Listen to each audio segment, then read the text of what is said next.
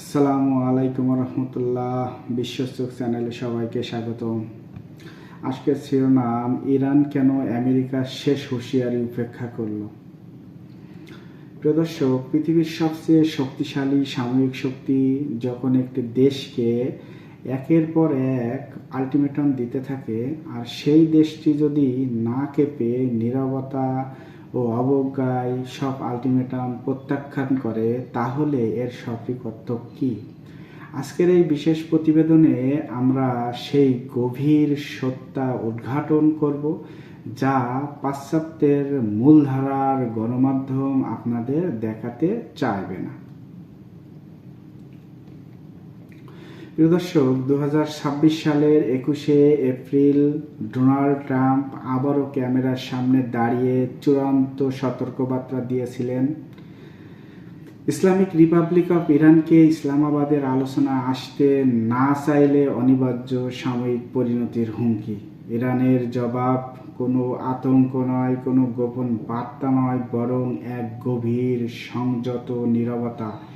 Iran বলছে, আমরা আসব না, যুদ্ধ চাইলে তার মূল্য দিতে প্রস্তুত থেকে।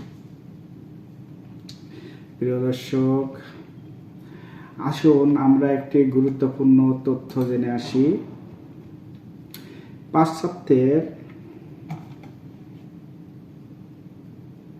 পাশ্চাত্যের প্রচারণা যাকে বড় জয় বলে দেখিয়েছে। পাশ্চাত্যের যে গণমাধ্যমগুলো, যেটা তাদের আমেরিকার সবচেয়ে বড় জয় হিসাবে দেখিয়েছেন যে ইরানের মিসাইল ভান্ডার সব শেষ।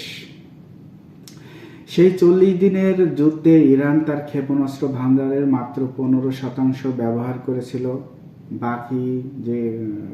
বাকি যে ভূগর্ভস্থ ঘাঁটি সেগুলো এখনো ব্যবহারই করেনি, এটা বলতে চাচ্ছে ইরান।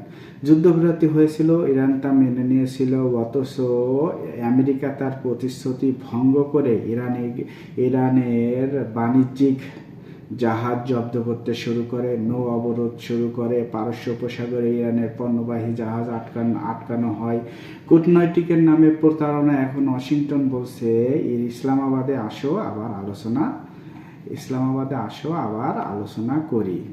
ইরানের প্রশ্ন, যে দেশ যুদ্ধবিরতির কাগজে সই করার কয়েকদিনের মাথায় সেই চুক্তি লঙ্ঘন করে, তার সঙ্গে বসে আলোচনা করে কি লাভ? ইরানের কৌশল পরিষ্কার, অবরোধের মধ্যে কোনো আলোচনা নয়। প্রিয় দর্শক, ইরান বলছে যে অবরোধের মধ্যে কোনো আলোচনা হবে না।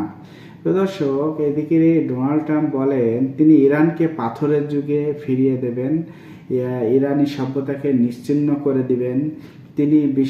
কিন্তু বিস্ময়কর ব্যাপার হলো যে বিবিসি এবং CNN এই বক্তব্যকে নরহত্যার উস্কানি হিসাবে না দেখিয়ে নীরব থাকে। পশ্চিমা মিডিয়া যে মানবাধিকারের কথা বলে, সেই মানবাধিকারের কথা এখানে তারা কাজ করে না। তারা মুখেই শুধু মানবাধিকার, কিন্তু কাজে তারা মানবাধিকারের কাজ করে না। পিশাস মার্গানের মতো জনপ্রিয় সাংবাদিক একজন সাংবাদিককে যখন জিজ্ঞাসা করা হয় যে ইহুদি আধিপত্যের ভিত্তি গড়ার একটি রাষ্ট্র কি বৈধ, ইহুদি আধিপত্যের ভিত্তিতে গড়া একটি রাষ্ট্র কি বৈধ, এটা মার্গানকে জিজ্ঞাসা করা হয়। তিনি 3 বার চুপ থাকেন এবং এই নীরবতাই বলে দেয় বিশ্ব মিডিয়া স্বাধীনতার দেয়াল কারোর ইচ্ছায় নিয়ন্ত্রিত হচ্ছে।